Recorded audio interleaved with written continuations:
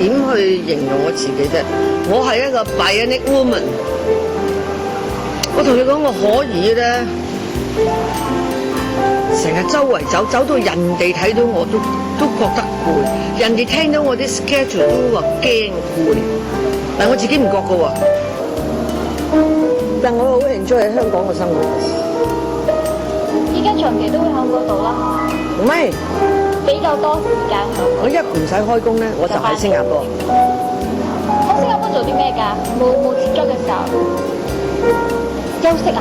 煲湯煮飯、抹地掃地、洗廁所、做菲傭。一個好好休息啦。嚇？一個好好休息啦。我 enjoy 做家務㗎。嗱，我喺香港，我冇工人嘅，但係咧，都係自己嚟。自己，我間屋千零尺啦，自己抹自己掃，衫自己洗。因為我成日唔喺度，我請個工人喺度，佢咪仲嘆過我嚇？佢做冧啊，我做 median 啊。OK， 好開心㗎我。你覺得我唔開心咩個樣？開心啊！唉，人到呢個時間有咩啫？就梗係希望家庭幸福，仔女聽話。我覺得一梳夠噶啦，唔使憂柴憂米，仲更加幸福。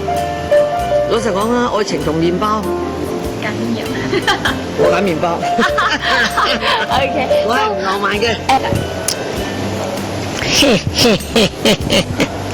Live TV 的朋友，記得一定要看撞鬼。